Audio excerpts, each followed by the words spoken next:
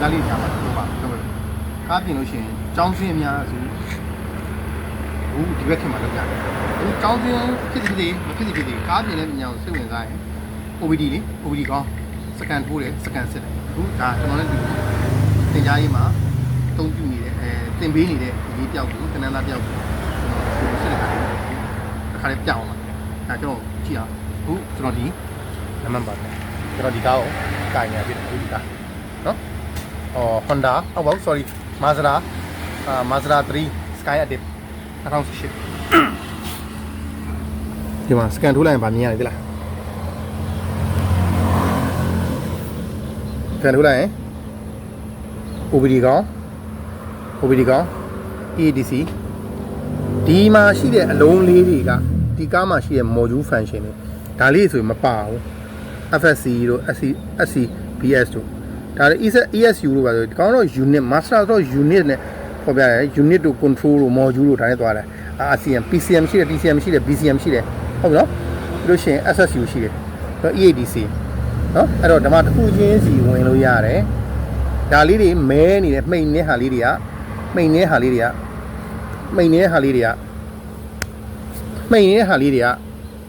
ဒီ control ကမပါဘူးနော်ဒီမှိန်နေတာဒီလင်းနေဟာလေးပါတယ်ဒီမှာဆိုလို့ရှိရင်စိမ့်နေရဆိုလို့ရှိရင် normal ဒါလေးတွေပေါ့နော်တကယ်လို့ abnormal ဆိုလို့ရှိရင်နီးနေတဲ့အလုံးလေးတွေကနော်ဒီကတော့ဒီလုံးတစ်လုံးနဲ့မသိတယ်ဒါတော့ကျွန်တော်အဖြူသိပြီးသားမလို့တန်းပြီးတော့တယ်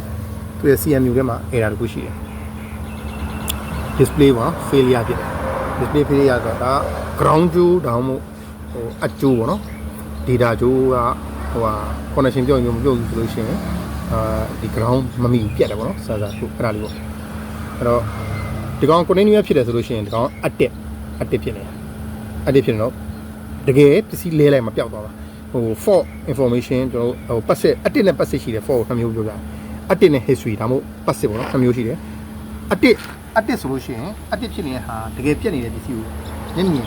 wiring diagnosis လုပ်ဒါမှမဟုတ်ပြက်နေတဲ့ဟာကိုပြက်နေတဲ့ဟာကိုလဲအဲ့ဒါပြီးမှပြင်မှပြောက် active မဟုတ်တဲ့ passive တွေဘာတွေကြတော့ခါတလေလန့်ပြီးတော့ပေါ်တဲ့ဟာမျိုးတွေ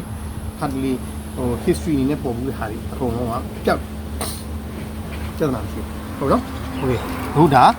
ဟို computer diagnosis လုပ်တာလေးကိုရှင်းပြတာဟုတ်တော့ဒီ line မှာ error ဒီလုံးထဲမှာ error ရှိလို့ဒီကောင်ကဒါလေးကအနီရောင်လေးဖြစ်နေတာကန်လိုက်ရနော်တော့ကန်လိုက်2 line ပါတယ်နော် height ကန်ဒီကောင်ကန်လိုက်